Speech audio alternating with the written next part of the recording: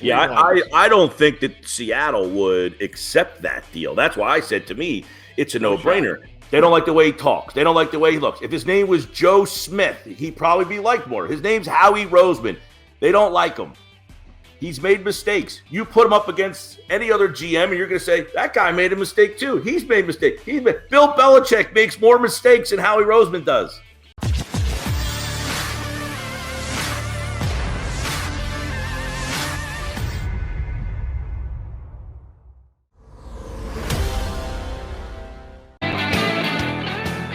We've got a midweek get-together here on Birds 365. John McMullen, Jody, McDonald, and the Fixing His Shot buddy of ours from down the shore, host of the Sports Bash on 97.3 ESPN, Johnny Mac's old partner, Mike Gill, getting all energized for us here on Birds 365. Hello, Mr. Gill.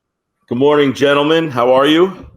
Doing well, Mike. Thanks for hopping on so early in the morning. I appreciate it. And I did want to bring up, because it came up, Jody, I don't know if you heard us during the break or a little bit before the break, but Jody noted all of a sudden these drastic odds shift in this week, really, where all of a sudden Russell Wilson's 40-1 to come to Philadelphia, which makes more sense than being 5-1, and the Eagles are the co-favorite.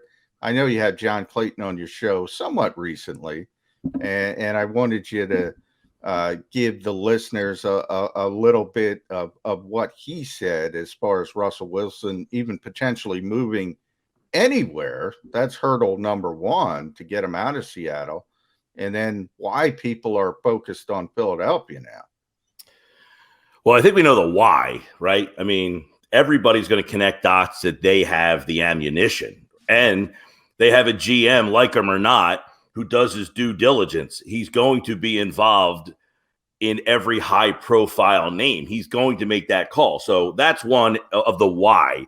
The ammunition, the perceived need. I mean, I don't think there's a consensus that Jalen Hurts is the defined player that is the long-term guy. You might say, hey, he's fine for this year. I don't think anybody's ready to say he's my guy for the next 5 to 10 years. So that being said, yes, I did have John Clayton on, who I said yesterday, look, John Clayton does a great job. If I didn't trust his information on 29 teams, I would trust it on one team, and that's Seattle. He could tell me something about Denver, and I might be like, Seattle, he's got the information. And his quote to me was, it's the most ridiculous story I've covered in 50 years of covering the NFL. So it was 50. I said 50, and I was like, I don't know if it was that long. I don't know if he was just right. Yeah. I don't know if it's hyperbole or what, but in the way I see it is Pete Carroll's 70. I would have to imagine they had a end of season meeting where they all said, look, Pete, do you want to still coach? Well, if Russell's going to be gone, no, I don't want to be. Does he want to get a new quarterback at 70 years old, or does he want to take one more shot with his 10-year starter? I have to imagine that if Wilson had any inclination of, hey, coach, I might not want to be here, that wouldn't Pete kind of reevaluate, or the organization reevaluate his standing as the coach? Yeah. Yeah. I'm not John Clayton when it comes to Seahawk information. I will certainly say that. But I think I got a pretty good grasp on Pete Carroll. The answer to your question you just asked, rhetorically, I believe, but I'll answer it anyway, is, I think he's going to coach. If they trade Russell Wilson, I think Pete Carroll's going to stick around and coach the new guy as the quarterback. I don't think he's ready to walk away. I think he's going to need to be pushed out the door and told your services are no longer needed. I don't think he's going to go, all right, if the organization decides to go in another direction, I'll willfully step aside. I don't believe Pete Carroll would ever do that. He's kind of a tough guy to handle, and I think he's built up a pretty big power base there. I think he deals only with the owner. He's going to tell the owner, you want me to stop coaching your football team? Pay me to go away. Well, and that's the point. The other point is, they didn't have a good season last year. They're kind of in this middle ground at, who are they? What are they right now? So was he on somewhat of a hot seat? Was he questioned, hey, do we want to bring him back and start over? Did they have a meeting that Russell Wilson was like, no, let's go at this again? The whole Wilson thing is kind of odd because he's never really – it's almost like, we talk about the society that we live in, and I'm full-fledged, I'm part of it. We need to generate clicks on our website. That's how people get paid. So how in the offseason between February 22nd and March 16th am I going to generate interest? I need to come up with 5 guys who we traded this offseason. Well, there's a guy who's been there for 10 years, so I'll include him in my article. It might not have any merit, but hey, it makes a lot of sense. The Eagles have 3 first-round picks. They feel like a team that could make a trade there. They wanted him back in 2012, right? Howie Roseman's been kind of transparent of, I can't really say the guy, but I think you all know who the guy is, and I ended up with Nick Foles. Boo-hoo, right? But there has been this, marriage of we wanted Russell Wilson, but we didn't get him. But if we ever got the chance to get him, we might go after him. And now I have 3 picks. So it all kind of adds up to a great clickbait story. Yeah, well, and you're right. I mean, that's what people do. And I'll use Albert Breer, who's, one of the best in the business from Sports Illustrated. He put out last week in his Monday Morning Quarterback. He was just talking about the quarterback market. And this is how this kind of stuff gets, the sausage gets made, so to speak. And there's so many quarterbacks that could be on the market. The obvious ones that we all talk about, Russell Wilson, Deshaun Watson. But then there's the Jimmy Garoppolos of the world, the Derek Carrs of the world, the Kirk Cousins of the world, even Carson Wentz. And he had mentioned Jimmy Garoppolo, and then he put the teams underneath it looking for a quarterback or who could potentially be looking for a quarterback. And obviously one of them, for the reasons you just mentioned, Mike, was the Philadelphia Eagles. They got 3 first-round picks. They like Jalen Hurts, but it's an evolving player. If they could get a proven player. And then all of a sudden you see 100 aggregated stories. Eagles are interested in Jimmy Garoppolo. No, they're not. They're not interested in Jimmy Garoppolo, but that's how those things get made. Russell's a little bit different from the reason that you brought up. He is their white whale, man. They have looked at that draft, and they ended up with Nick Foles, and they wanted Russell Wilson. Now, even that is part. They could have took him in the 2nd round. They could have took him in the 1st round. They wanted him in the 3rd round. They didn't get him. They had to go in a different direction. It worked out for them. But I'll bring up our buddy Brad Spielberger from Pro Football Focus, who's a friend of the show. And he's one of the best in the business when it comes to salary cap and leverage and trades. And he put out his 15 players that could be traded. And one was the Seattle Seahawks trade quarterback Russell Wilson to the Philadelphia Eagles for a 2022 first-round pick, a 2023 first-round pick, and a 2022 third-round pick. So I'll say, clickbait aside, you do that deal? Because I do that deal. I talked about this deal yesterday. Yeah, I do that deal. Jalen Hurts isn't even involved. So when I have Jalen Hurts now sitting on the bench, I get a chance to trade him too now? I mean, that's why he was drafted. That deal, he likened that deal to the Goff-Stafford deal. The problem was he didn't include Goff in the deal. He didn't put Hurts in the trade. It was just 3 picks. And if I can keep 2 of my 3 picks this year, my hope is if I get Russell Wilson, that my pick in the 1st round next year is deeper into the 1st round. So I'm okay kind of giving that up. It's not like basketball where the 25th pick is inconsequential. Yes, it's consequential, but I've added a player in Wilson who's going to be better than pick 25 and a 3rd round pick. I mean, that deal's a no-brainer, right? Yeah. Oh, by the way, and you throw Jalen Hurts in there as well. Who cares at that point? On top, you almost have to. You almost have to because, no, I mean, I guess if somebody calls you and says they want Hurts, now you're getting your 3rd round pick possibly back that you just gave up. That's what Roseman does. Hey, I'll give you this guy for that pick. Oh, and then I'll just make a trade and get that pick back somewhere down, 10 weeks later. Like Gardner Minshew could be traded at that point. They have another asset that they can flip to retain the pick that they gave away to get Wilson.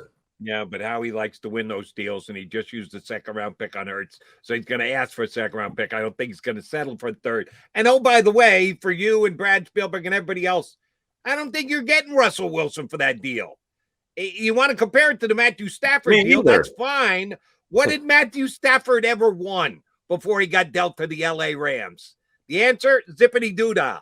And they got 2 1s, a 3, and a starting quarterback. So you're going to get Russell Wilson for less than that?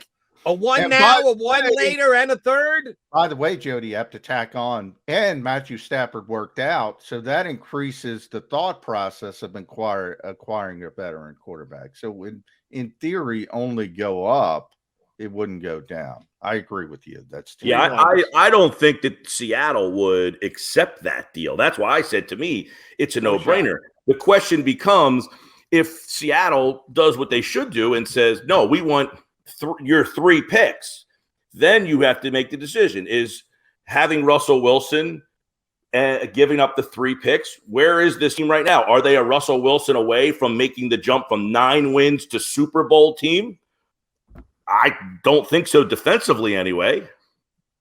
And I'm usually higher. Look, I thought they'd make the playoffs last year. That doesn't mean I think that they're exponentially better all of a sudden. That defense has a lot of issues. So if they don't improve the defensive side of the ball, they're going to stick probably somewhere in that middle and be on that hamster wheel of, we've got to keep fixing things. To me, I use 2 minimum or 3 picks. I fix that defense. I look at Hurts for another year. And if he's not the guy, I have a GM that I think can figure out a way to get me a pick, to get a quarterback, and make that change. Well, Mike, what did you learn from the Los Angeles Rams winning the Super Bowl? Because I think people get caught up in the high-profile names, and they're obvious, and there's a lot of them. It's a very top-heavy roster. But if you look at the defense, for example, I mean, yeah, you have Jalen Ramsey at corner, who's great. What else do you have in that defensive backfield? Linebackers, they're playing a 3rd-round pick in the Super Bowl who's making plays. I mean, it's – I hear what you're saying about the Eagles, but if you get the star quarterback, that masks a lot of deficiencies. Well, they also have Aaron Donald. They have Aaron Donald. You don't at this point. I mean, he absolutely wrecked that game. And they got him. Look, one of the things that you asked me what I learned from the Rams is they have basically said, we can build the team through other avenues. It doesn't just have to be we hit on 1st-round pick constantly. They have built a thought process of, we have hit on 3rd and 4th and 5th rounders, and we fill in with proven players around those guys. We have some 3rd rounders that have done well. Let's go get Jalen Ramsey to kind of, I don't need to take pick 17. I'll take Jalen Ramsey. He's better than pick 17. Boom. So they have kind of said, we'll take the proven player. They are not in the society that we all are stuck in of, I'll take what's behind door number 2 until door number 2's prize stinks, and I'll take what's behind door number 3. We are infatuated with the draft and the society of swiping left. Well, she's really cute, but the next girl might be better looking. Swipe, get out of here. Yeah. And I agree. Less need is the best. Yeah. I've always been amazed by the NFL thought process of kind of shoo-shooing, as you mentioned, demonstrated performance. In other words, the Eagles are the perfect example, 15, 16, 19. And then you'll have the next question, people will say, you can't trade those picks. You can't trade those picks for a 33-year-old quarterback. And then they'll say, oh, Howie can't draft 1st-round draft picks. That'll be the next sentence. It's like, where are you here, man? Do you want – and I'm not advocating trading all 3 of those picks for veteran players.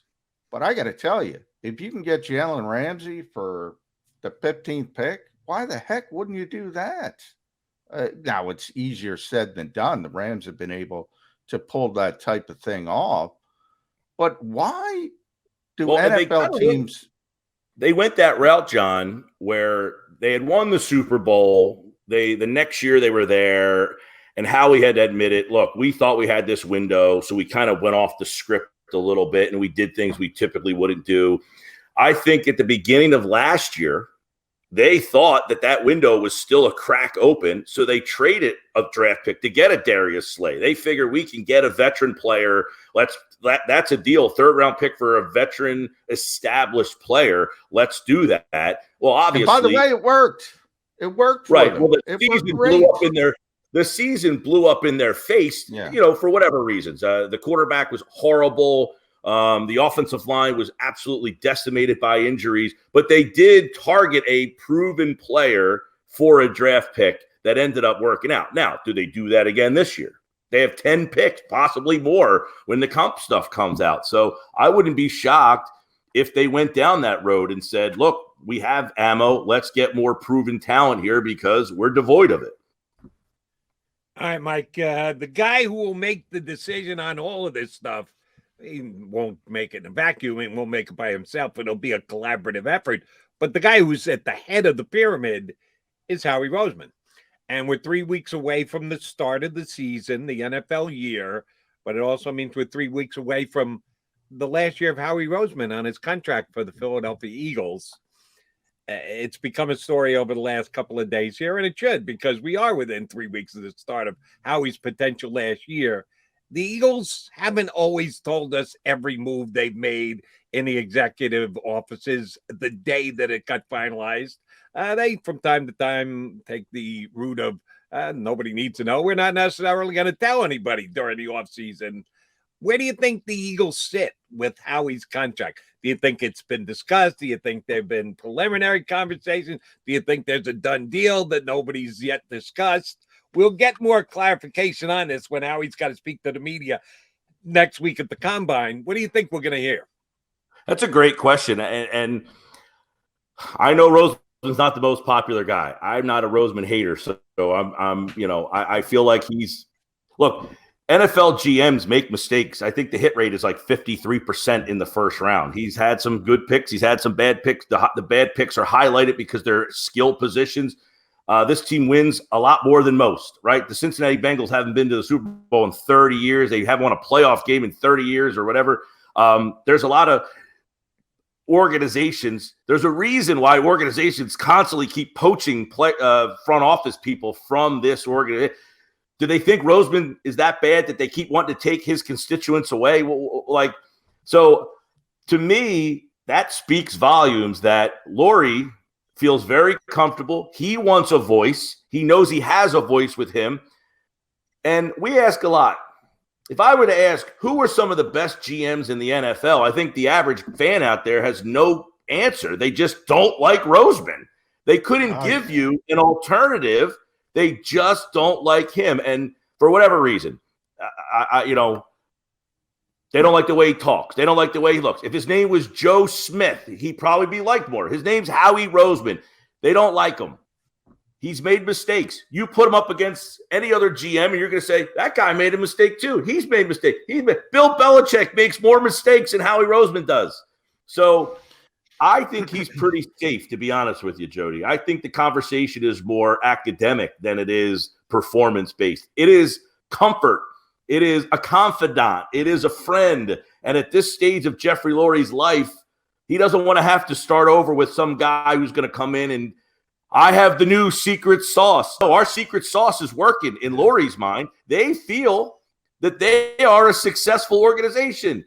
The Eagles fans have one way of judging whether they're successful. Did you win the Super Bowl? And if you didn't, you suck. You're the worst. You've made every mistake. No. They have been to the playoffs. They win games. People come to their organization and take their executives. People want to follow their formula. Jeff Lurie thinks their business is booming. Yeah, it's funny because I always joke and I said the most hate I've ever gotten in the Philadelphia area was for getting off the Ben Simmons bandwagon quicker than most and pointing out. And by the way, you know better than anyone, I thought he was going to be the guy when the Sixers drafted him. I thought he was going to be the key piece to it all. But then I saw I was wrong pretty early and I got off that bus pretty quickly. And I would just get just visceral hate for it, which is another conversation. I would say, people who think the Sixers fans weren't loyal to Ben Simmons weren't paying attention. They turned on the end, but they were incredibly loyal to him until the very end. Now, the second most, though, is Howie Roseman. And it was a couple weeks ago only, maybe just over a month ago, where I said Howie's the top 5 GM. Oh, the hate came raining down. And that was my first question. And I even got it from certain media members that will remain unnamed. I said, all right, give me who's better. And you're right. They can't give me who's better. Just hate, just out of context. He's not good at this. He's not good at that. And I said, well, who's better? And then if they do throw out a name, you point out all those. Here's the thing, John. John, to interject, I think most fans hate for Roseman. The GM job is more than drafting. Oh, yeah. Does it help to be a good drafter? Absolutely. Roseman wins every single trade they make. Look at the trades they make. They steal guys from teams. When they sign free agents, people get excited in this town because they're involved in every conversation. The guy does his due diligence. Are you going to hit on every free agent, on every draft pick, on every trade? No. But to do your due diligence, that's the job. That is the role of the GM, is to make sure that your team uncovers every stone, turns over every rock to find the talent. They might not get the best player. They might not get it. But people want 100% rate of hit. That's why people don't like him. If you go in with the knowledge or the understanding, he's going to make mistakes. People say, well, he made the mess.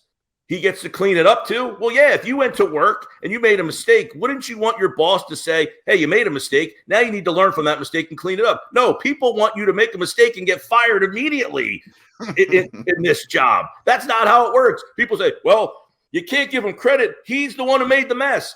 Okay, I made a mistake. I drafted a guy. He didn't work out. Well, now I fixed that mess. So I do get credit for fixing my mistake. That's life. Yeah. Well, Carson Wentz, the best example of that, because people say the Eagles, obviously, with hindsight, now we can all look back and say they got a first-round pick for that guy. And people, as you mentioned, Mike, will say, well, they created the issue. Yeah, they did create the issue, but they got out of it better than most would have got out of it. You can never plan for what, like nobody knew Ben Simmons was going to just decide a 4-year contract. I don't want to be here anymore. Okay, now how do you deal with that? I spin that off for James Harden.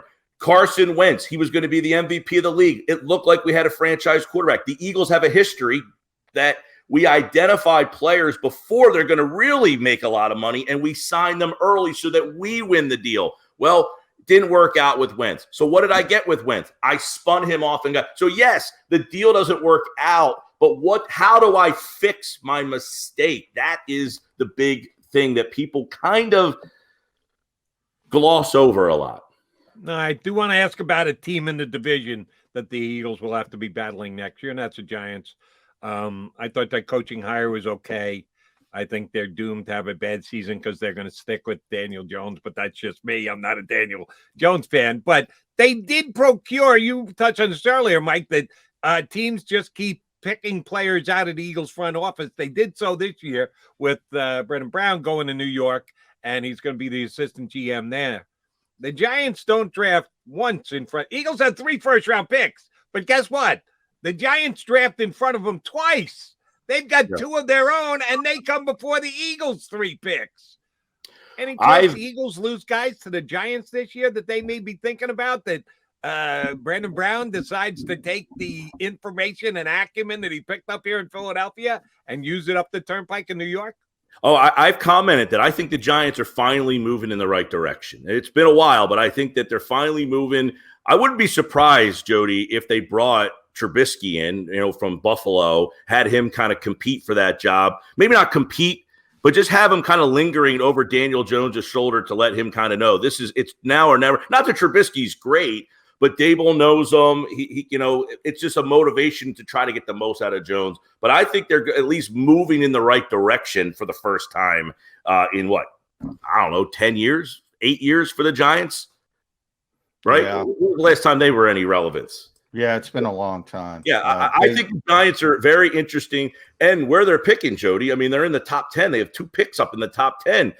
They could really throw everybody for a loop and do some, could they get a veteran quarterback? Could this all be lip service, and then they make the move on draft night to go get, somebody that we keep, Deshaun Watson or somebody out there that we're, it feels like Russell Wilson. He wants Russell Wilson, right? Exactly. So I think the Giants are moving in the right direction. I also like staying in the division. Washington to me is very intriguing because they're the one team. Washington is screwed. It doesn't matter. They're a dead franchise walking. New logo, new team, new uniform, new logo. At least they fixed their stupid logo, which identified their championship years incorrectly. How do you do something like that? Now that the ongoing lawsuit for sexual harassment, there's national repercussions. That the Senate is trying to pass. Hey, by the way, the Cowboys stadium funding anymore. Why? Cowboys, because the Commanders want it, and nobody wants to give the Commanders anything. Yeah, everybody's mad at that organization. They have no chance to do anything. Poor Ron Rivera, he's screwed. He's got no chance. And Jerry Jones just had to settle sexual allegations against one of his employees for, I think, $2.5 million. So when people look at organizations, we look at that, tie it together, Mike. Would you rather have the Eagles organization, the Commanders, the Cowboys, or the Giants? But you're right. The Giants are, I think, at least made a step in the right direction. And my point on Washington is they have pick 11. This is not a great quarterback draft. So they might have their pick of the litter at number 11. So they might be able to stay at 11 and say, these guys are all going to be there. My question would be the Eagles pick at 15. And if there's 4 quarterbacks sitting there, would Roseman say, hey, I got the pick of the litter. I get every guy that I want. Would he then make a decision that I might want to get one of these quarterbacks? I hope not. Everything depends on evaluation, but I guarantee you one thing, Mike. One of those quarterbacks is getting pushed up the board. It always happens. Somebody's desperate to take a quarterback. So, did I read today that Washington would have interest in Wentz? Maybe. But that's one of those things where, people try to connect the dots and, as you mentioned, clickbait. Before I let you go, though, last one for me, and everybody listen to Mike in South Jersey. ESPN 97.3, the Sports Bash 2-6. And this is the biggest question of the day for you. Close personal friend of CM Punk, who is now a big star again. Does CM Punk return your texts these days?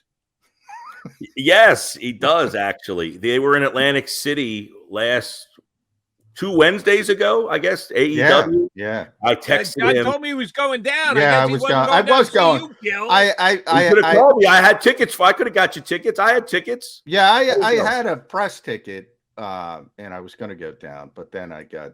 He does return my text. I tried to get him to come on, and his schedule didn't. He was traveling the day that I had time to get him on. But yes, he does return my text, and he actually. He'll typically text me on the nights when he's calling. I haven't called a fight with him in a while because of COVID. I haven't. Yeah. He's still calling the fights though. Is he? He loves. Okay. Yeah, he loves doing it. He went to the UFC. Didn't work out so well for him, but he's a student of the game. He knows it. I am not an MMA aficionado. I was hired to do it because of Punk. They wanted me to make Punk kind of the star, where I said, you don't have to worry about that. I don't know what I'm talking about. So I just laid it on a tee. He is such a student of the game, though, and he works out. Like he lives in Chicago, but he has a house in Milwaukee. He drives from Chicago it's not that far, but he drives from Chicago. Yeah, I know. Yeah, he works at his and he works out in Milwaukee still. He does his MMA training still. I don't think he's training to fight again, but he still does it all the time. And him and his wife, who it was odd because obviously on television she's AJ, but when I met her name is Amy. So he said, "This is my wife. This is my wife." And he said her name, and I was kind of confused, but AJ Yes, Lee. he does return my text. Yes, AJ. Hopefully he can break some MMA moves out on MJF. Because damn, that guy's the best. What are they doing, like a dog collar match? I want to see him get his. A call back to Greg the Hammer Valentine and Roddy Piper dog collar match for those old school wrestling fans. I like it. Should be fun. Mikey, always a pleasure, my friend. Thank you much for coming on. And just maybe your old partner will show up at an AEW match down there in Atlantic City. He blew you off this time, but down the road he might relent and sit with you at an upcoming AEW match. If I knew Mike was going, I probably would have went. Oh, I know. I didn't go. I couldn't go. Neither one of you went. Supposedly two big wrestling fans right there in your backyard. Neither one of you showed up. Shame on both of you. Yeah. Sorry. Mike should have been there to support CM Punk. I could get off. Although Tony I thought you were Tony Khan's friend. I am. He's probably he blew off CM Punk. You blew off Tony Khan. Tony Khan's bigger than CM Punk, John. No, not in the, maybe behind the scenes, but not in the real world. Everybody knows who CM Punk is. Nobody knows who Tony is. I know. That's not true. We were walking through, I'll say Ocean Casino, since I see that's your thing. Yeah. Good job. We were calling a fight at one of the properties. So we're walking through the casino to go have lunch. And no, he hadn't been on television in 7 years at the time. And, probably 5 years at that point, but we couldn't get 2 feet. It was like annoying to have lunch. We're sitting there just trying to have lunch at a place, and just people constantly just walking up. I mean, he's pretty good with it, but I'm just like, my God, all day with this. Yeah.